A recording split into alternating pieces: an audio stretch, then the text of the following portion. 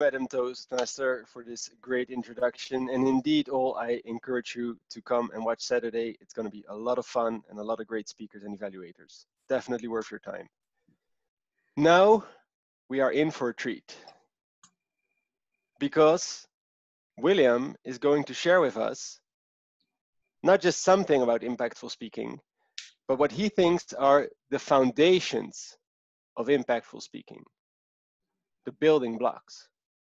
Now, for those of you who don't know who William is, I can tell you he's got the experience to share this kind of stuff with us. He's been with us for more than 7 years. He's currently the president of the club, and I really like where he's taken it. And he's also won numerous public speaking contests over the last 6 years. I need not say any more. Let's just welcome him up to the virtual stage and learn from one of our greatest.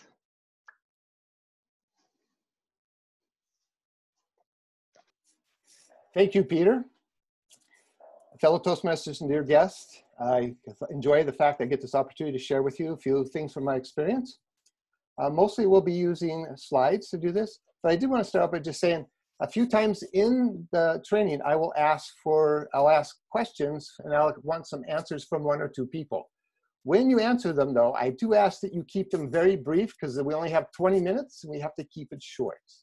So with that, let me go ahead and go into the slides. So as Peter said, this is what is foundational for public speaking. But for you, the questions are, what do you think is foundational for public speaking? And what do you think is the key to success as a speaker? Would someone be willing to respond quickly to this? Anyone want to answer this? Just unmute yourself and start talking. Don't be shy.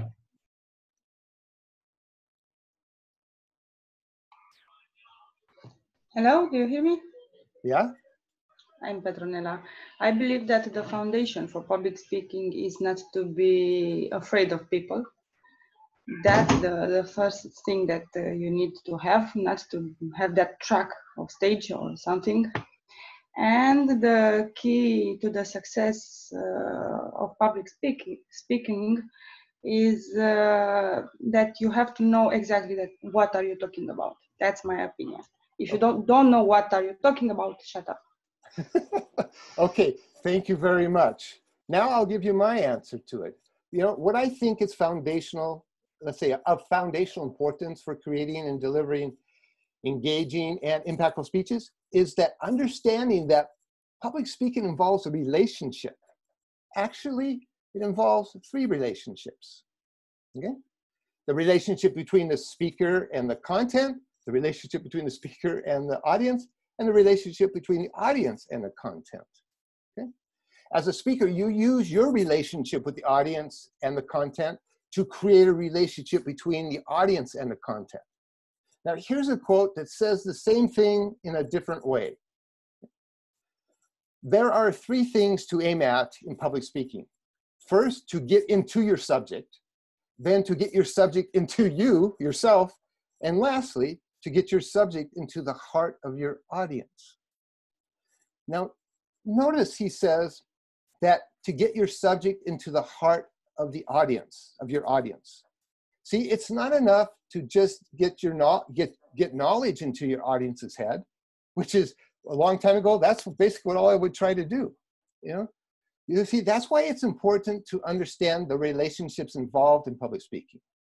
Now, moving on, this is the next question I'm going to ask you, but no answers from anyone. It's a rhetorical one, just to think about. What is the key rule that the best relationships are built upon? Think about that. What is the key rule that the best relationships are built upon? Okay, they are built upon the rule of love. The best relationships are built on love. So let love rule in your public speaking. Now, the type of love I'm talking about is the love where you give of yourself for the benefit of others. It's kind of the offering up your time and your knowledge and your heart up to others so that they can benefit from it. So make love the rule of what you do in your public speaking, okay? Now, you love yourself by becoming the best possible speaker you can be. Be the best, and that's the best way you can love yourself. Spend time learning about public speaking. Put what you learn into practice in your speaking, then use the feedback and video from your speeches to continually improve at speaking. So this is what you do to love yourself. Now, you love your content by getting to know it well. Be passionate, or at least excited about what you're sharing, because you know that it can change your audience's life for the better. That you're there to have a positive impact on people.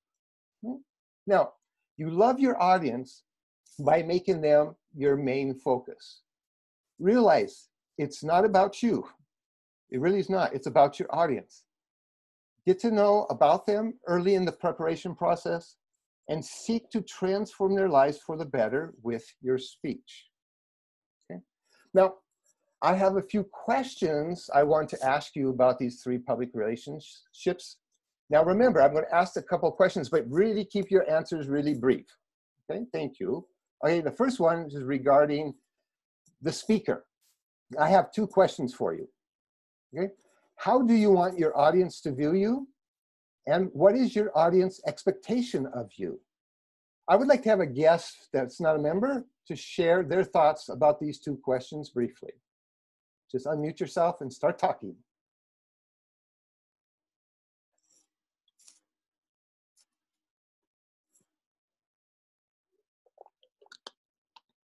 Go ahead, don't be shy. Okay, I will step in again. Well, no, let's let someone else try. Come on, let's let someone else. Come on, someone. Want to get some variety of people here. I personally would want my audience to see me as someone confident, who has a good knowledge of what they are talking about. And my guess is that their expectation is that I actually get my point across, and I spark a few ideas in their heads. There is a reason why they are there, and everyone expects to leave with something more than they arrived with. Okay, that was very good. In fact, it's somewhat similar to my answers. Okay, now for you, for the speaker, here's what I think. I think the answer is the same for both questions, actually. Okay, what your audience wants and what you should want is for you to be seen as being confident, competent, and caring. If you can present yourself this way, you will have a bigger impact with your audience. Now, don't you think, when you see someone speaking, don't you want them to be confident and competent and caring? So this is how you should want your audience to see you. So these are things you should focus on when you're preparing your speeches and becoming the kind of speaker you want to be. Now, the next question is about the audience.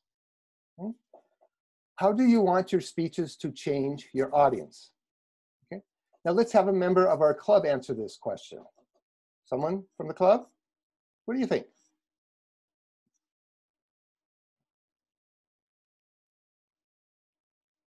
Christian here. Basically, when I do speeches, like nowadays, like before, I wanted them to be more professional, like more to the point, by the book, bring more info.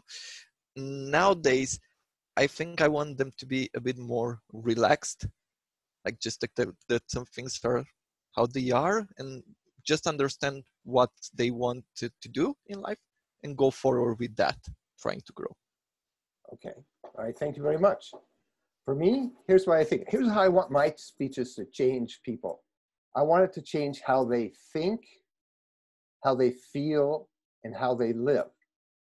Now, some speeches will be more for the feel, like when I'm doing a humorous speech for a contest, you know, I want everybody to laugh. But I still try to make a point in the end of the speech so it gets people thinking and maybe even change something about their lives. So even in that, you can do all 3. So it will vary depending on the kind of speech you give, but these are the things we want to do when we give a speech, how we want to change our audience. Okay? Now, the last questions are about the content. Okay? Here they are. How do you transfer the content of your speech to your audience? Now, there's next, I'm going to have 3 other questions, but they're all connected to this one. Okay. How does your knowledge become their knowledge? How does your feelings become their feelings? How do your actions become their actions? Okay. Now, what I encourage you to do is I'm going to ask for someone who hasn't spoken yet to answer this, but try to think of an answer that would fit all 4 of these things. One answer for all 4. And I would like to get 1 guest and 1 member who hasn't spoken yet to give brief responses. So let's start with a guest.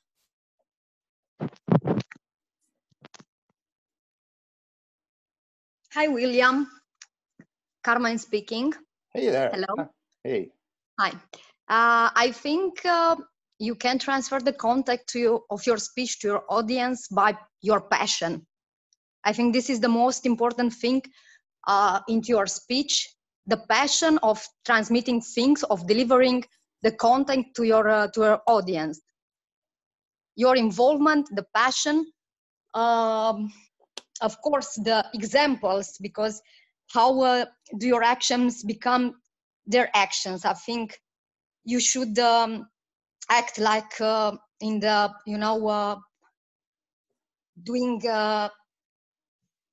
leading by examples. So what you are doing become their actions. So in order to use examples, in order to use your own practice, I think this should be examples, models you can use in order to your actions to become their actions. And through passions, through examples, I don't know anything, anything else, but this.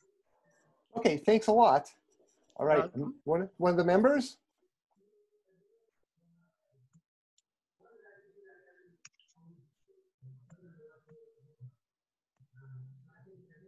Hello, anybody there?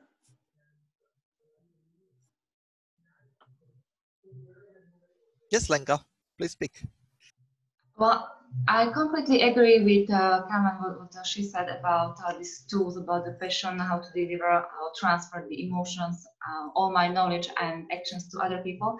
And I think that the best way how to do this is via storytelling of my own personal story, because this is the way I know that my life is working. When I want to influence or inspire people, I just tell my story, what I learned, and they get out of the story. There are things to do, and they know what to do. Like, what are the first steps if they want to change their lives? Okay, thanks a lot, Lenka. Now, let me share with you my answers to this. Okay, I believe the main way you transfer the content is, I'm going to talk in very basic things. You transfer it with your words, with your voice and body, and with your heart. Now, I would say these are the main ways. They're not the only way, because you have like slides, props, videos, music, but this is the main way. So the words we choose help us to transfer that knowledge or what we're talking about. The voice, how we use our voice and how we use our body makes it engaging so people really pay attention to us. And I think most important is learning to speak from the heart. I think this is the thing I've learned most from my public speaking, is that it's just so much coming from here is what really counts. I mean, the head is involved, but you take it from the head down to the heart and it goes out in your hands, kind of, so to speak, out into life. Okay? Now, why is it important to speak from the heart? Well, learning to speak from the heart is the key to being an engaging, impactful, and inspiring speaker.